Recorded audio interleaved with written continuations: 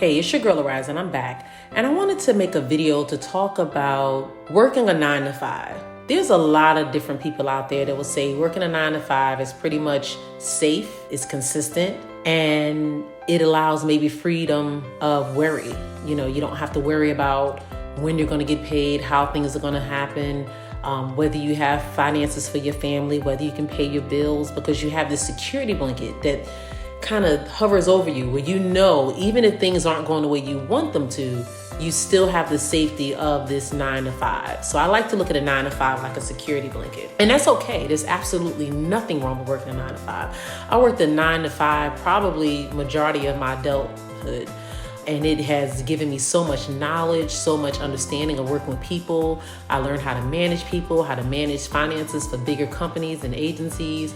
I've learned a lot about myself, you know, how I interact with different populations, what works well for me, what doesn't. And I would say it probably was about maybe 2 years ago when I decided to take the leap of faith and leave the 9 to 5 grind. And although for many, it might seem like it's an easy thing to do and, you know, it's not something to really think much about, you just jump out there and you just put it all out there and do your best. It's a little bit more to it than that. You leave something that is safe, secure, and you know that you have really good knowledge and understanding of, it can be really challenging to kind of jump out on that faith, so to speak, and just do what you feel is going to be the best option for you. So I want to talk about some of the benefits of leaving my 9 to 5. You know, when I left my 9 to 5, I worked remotely from home. So I did not have to worry about the commute or, you know, driving to and from work. I didn't have to worry about being drained from all the political stuff that happens with the job and the people who work, the higher ups, what they think and what they want. And I was able to truly be myself. But in being myself, I had to discover some things that maybe I liked and maybe some things that I didn't. So let me talk about a few of those. One, I had to realize that time was of the essence. I didn't have time to sit around and think about how things were going to go or how I wanted things to go. I had to literally come up with a plan and execute quickly. I also had to consider my discipline. Was I disciplined enough to stay focused and dedicated on the plan, the course of action that I had? Where was I at with that? You know, was I able to stay focused? Was I able to not get easily distracted by things going on around me? And I quickly learned that I had those skill sets and I didn't have a lot of people around me that was holding me accountable.